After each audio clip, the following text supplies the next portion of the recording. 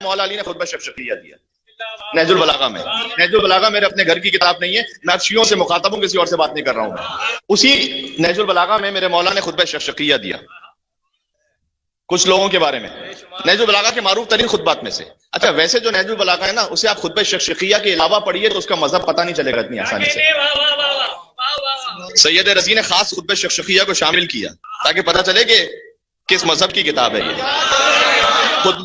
خطبہ شفشقیہ جو ہے نا، وہ دیکھیں مولا کائنات کے کیا فقط یہی خطبات ہیں جو نہج البلاغہ میں ہے، بس کمپلیٹ، اس کے علاوہ کچھ نہ.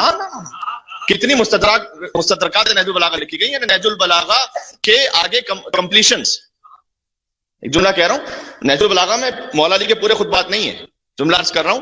نہج البلاغہ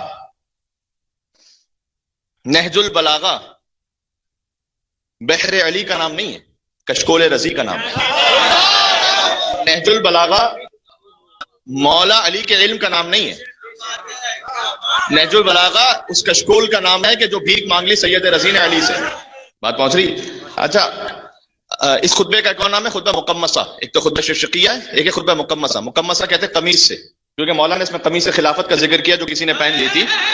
یا آئے گا پہلے ہی جملے میں آئے گا، مولانا کا قمیص خلافت کسی نے پہن لی تھی. اس لفظ سے مقمصہ بھی کہتے ہیں، شفشقیہ بھی کہتے ہیں. شفشقیہ کہتے ہیں کہ آتش فشاں، محاورتاً ترجمہ ہے.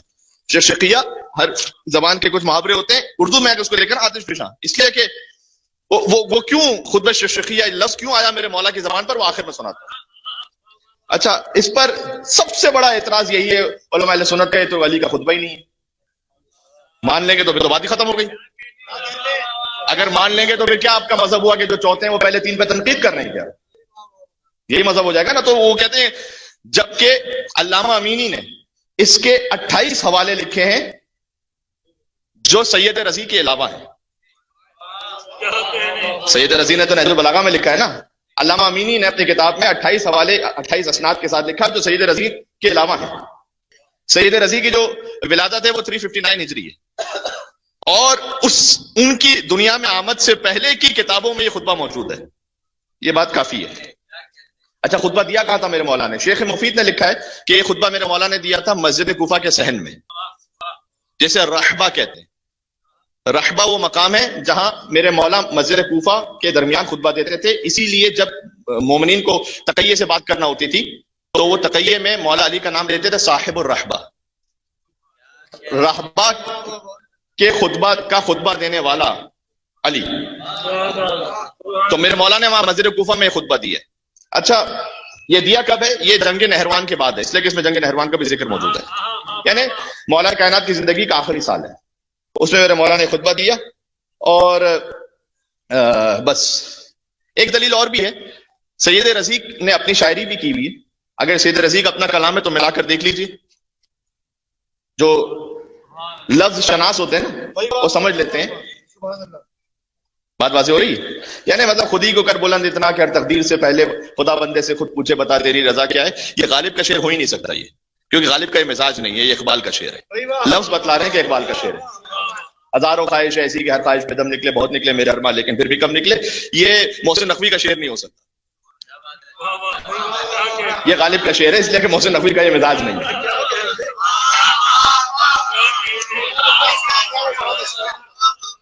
جو مولا علی علیہ السلام کے خطبے ہیں ان کے ساتھ اسے ملا کر دیکھ لیجیے تو برابر ہے. ورنہ سید رضی کی جو شاعری ہے اس کے سامنے خطبہ لکھ رہے ہیں، سید رضی کی شاعری کی تو حیثیت ہی نہیں بچے گی وہاں پر، کچھ بھی نہیں ہے جو اس خطبے کی فصاحت و بلاغت ہے. تمام تر احترام کے ساتھ جو سید رضی کو حاصل ہے، لیکن وہ بھی اس جملے پر میری تائید کریں.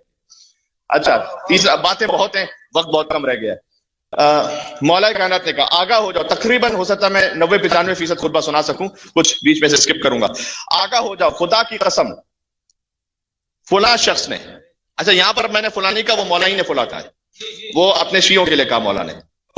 فلاں آگاہ ہو جاؤ خدا کی قسم، یہ مولا علی کہہ رہے ہیں. نہج البلاغہ کا تیسرا خطبہ ترجمہ سنا رہا ہوں اس کا. فلاں شخص خلافت کی قمیص کو کھینچ تان کر اس نے پہن لیا. یار سیلف ایکسپلینیٹری ہے، اس کو بتانے کی ضرورت ہی نہیں ہے.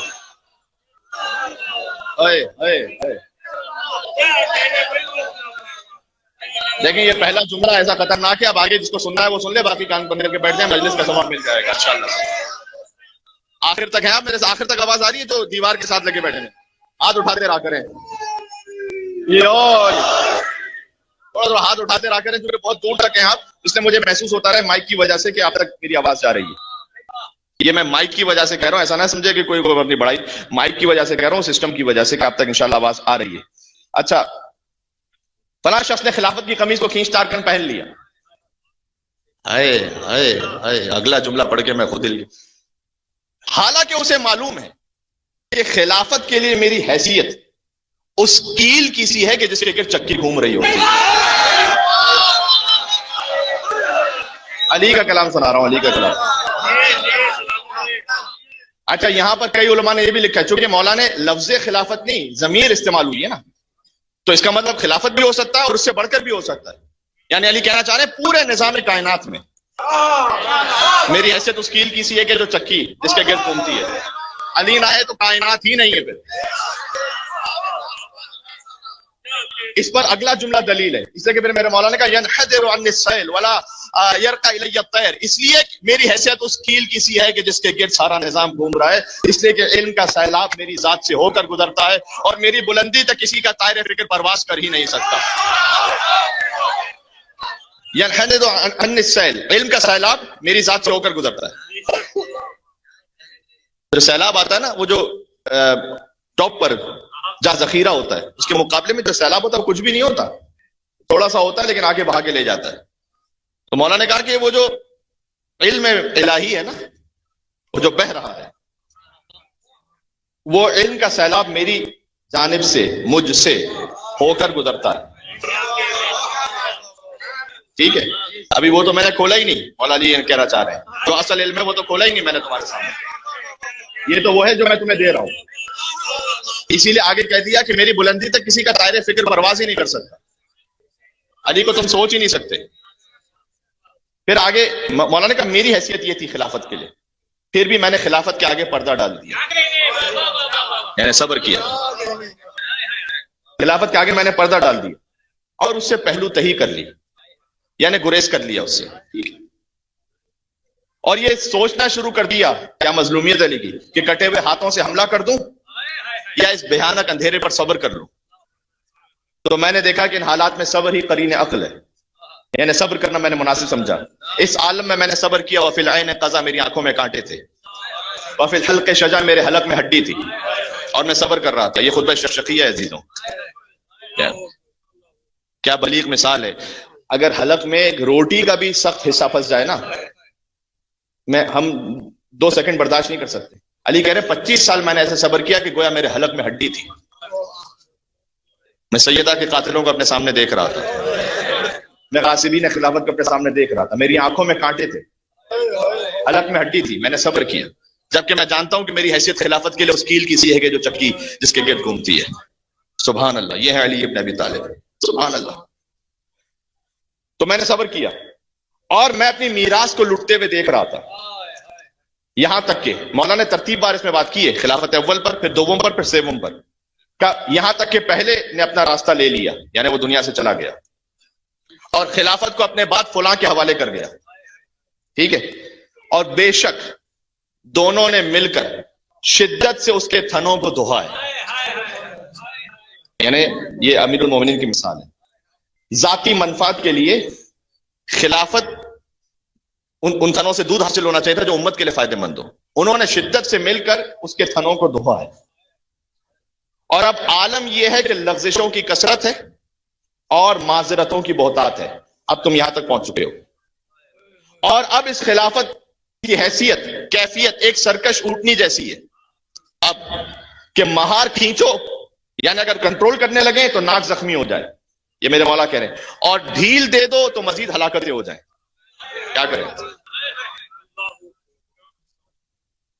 مولا کہہ رہے اب میں نے زمانے خطبے کو اس لیے میں نے بیان کیا تھا کہ اتنا ٹائم گزر چکا ہے اور یہ سب حالات ہو چکے ہیں. تو مولا کہہ رہے اب حیثیت یہ ہے، جو تم نے اس کا حال کر دیا ہے کہ اب اگر کھینچوں میں سے تو ناک زخمی ہو جائے، یعنی معاشرے میں پھر خون خرابہ ہوگا، اور اگر چھوڑ دوں تو اور ہلاکتیں ہوں گی. تو کرے تو کیا کریں ہم؟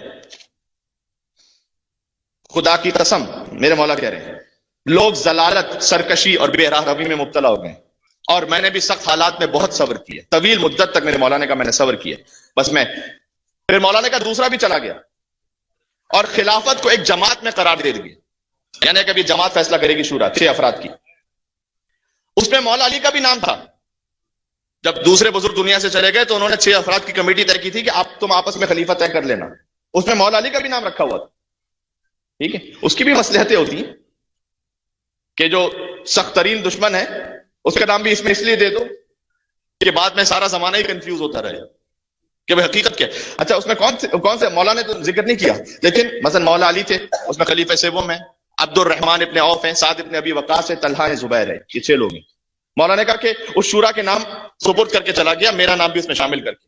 اے آپ کی توجہات، مولا نے کہا مجھ میں کون سا عیب تھا کہ مجھے ان لوگوں سے ملا دیا تم نے؟ یہ جملہ ضائع کیا آپ نے، مجھ میں عیب ہی کون سا تھا کہ مجھے تم نے ان لوگوں کے ساتھ ملایا؟ جی، اور میری فضیلت کے بارے میں شک ہی کب تھا کہ ان کی فہرست میں میرا نام شامل کر دیا؟ پھر بھی میں ان کے ساتھ چلتا رہا، بہت گنجائش ہے کہ یہاں پہ بات ہو سکے لیکن میں وقت نہیں ہے، پھر بھی میں ان کے ساتھ چلتا رہا۔ لیکن ایک شخص نے اپنے کینے کی وجہ سے، اپنے بغض کی وجہ سے جو اسے مجھ سے تھا، وہ مجھ سے منحرف ہو گیا کہ کوئی خلیفہ بن جائے علی کو تو نہیں بننے دوں گا۔ یہ تیسری خلافت کی بات ہو رہی ہے۔ یہ کون ہے؟ یہ سعد ابن ابی وقاص ہے، اسی کا بیٹا عمر سعد ہے۔ سلسلے وار سلسلے دشمنی آپ کو سمجھ میں آ رہی ہے؟ جو علی کے دشمن تھے انہی کے بچے حسین کے دشمن تھے، پھر بھی کہتے ہو کہ شیر و شکر تھے، کوئی شرم نہیں آتی کسی کو بات کرتے ہوئے؟ سعد ابن ابی وقاص اور اس کی ماں جو ہے وہ بنی امیہ سے، تو مولانا نے اس کی طرف اشارہ کر کے کہا کہ یہ وہ شخص ہے کہ اس نے تو اس کے دل میں اتنا کیا تھا میرے لیے، اس نے کہا علی کو تو میں نہیں بننے دوں گا۔ دوسرا دامادی کی طرف جھک گیا، عبد الرحمن ابن عوف، یہ داماد ہے خلیفہ سیوم کا، وہ اپنے ان کی جو بہن ہے اس کا یہ شوہر ہے۔ اور کچھ ناقابل ذکر اسباب بھی تھے، یہ میرے مولا نے کہا، کچھ ایسے اسباب بھی تھے کہ جن کو مولا کہہ رہے ہیں کہ میں نہیں کہنا چاہتے ہیں، کہ جس کے نتیجے میں تیسرا شخص، اب یہ تیسری خلافت کی بات ہو رہی ہے، پیٹ پھولائے اٹھ کھڑا ہوا، کیونکہ اس زمانے میں فائنینشل سچویشنز کیا تھی اس طرف میرے مولا کا اشارہ ہے، اور اس کے ساتھ خاندان والے بھی کھڑے ہو گئے جو مال خدا کو ایسے ہضم کر رہے تھے جیسے اونٹ بہار کی گھاس کو چر لیتا ہے، ایسے کھا رہے تھے وہ۔ نکال دو نہج البلاغہ سے اس خطبے کو اگر نہیں ماننا تو، یہ نہج البلاغہ کہ وہ مال خدا کو ایسے غصب کر رہے تھے جیسے اونٹ کو بہار کی گھاس میں چھوڑ دیا جائے تو جیسے وہ چرتا ہے، یہ میرے مولا کہہ رہے ہیں نہج البلاغہ میں۔ اس کے بعد لیکن اس کی شکم پوری نے اسے منہ کے بل زمین پہ گرا دیا، اور جب وہ بھی گزر گیا تو لوگ میرے گرد بکریوں کے گلے کی طرح ڈھیر کا ڈھیر لگا کر کھڑے ہو گئے، اے علی اب آپ بن جائیے، سنبھال لیجیے اب آپ۔ اب آئے علی کے پاس، ٹھیک ہے، اس شدت سے ہجوم تھا کہ حسن اور حسین کچلے جا رہے تھے لوگوں میں، یعنی اتنے لوگ بھیڑ بنا کر آ گئے تھے کہ علی اب آپ سنبھالیں۔ بسط تمہارے بسط اسرار میں نے خلافت قبول کر لی۔ آئے کیا کہوں یہاں پر، علی نے جب خلافت قبول کی نا، پہلے تو علی نے کہا کہ تمہاری دیوی خلافت کی حیثیت، اس کرسی خلافت کی حیثیت علی کی نگاہ میں اس پھٹی ہوئی جوتی سے زیادہ حقیر ہے۔ سن لینا آخر تک جہاں جہاں تک مجمع موجود ہے، کیوں علی نے کہا تھا کہ اس پھٹی ہوئی جوتی سے زیادہ حقیر ہے؟ اس لیے کہ خلافت کی کرسی پر حق بھی آیا تھا، باطل بھی آیا تھا، اس جوتی میں سوا حق کے قدم کے کوئی اور آیا ہی نہیں تھا۔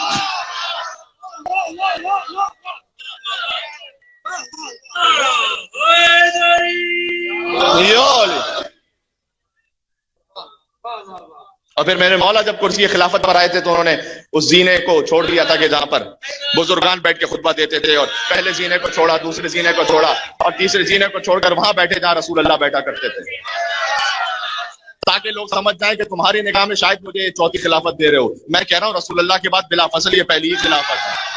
گنجائش بہت ہے بات کرنے کی، میں خطبہ مکمل کرنا چاہتا ہوں، میرے ساتھ آپ آخر تک ہیں میرے ساتھ انشاءاللہ۔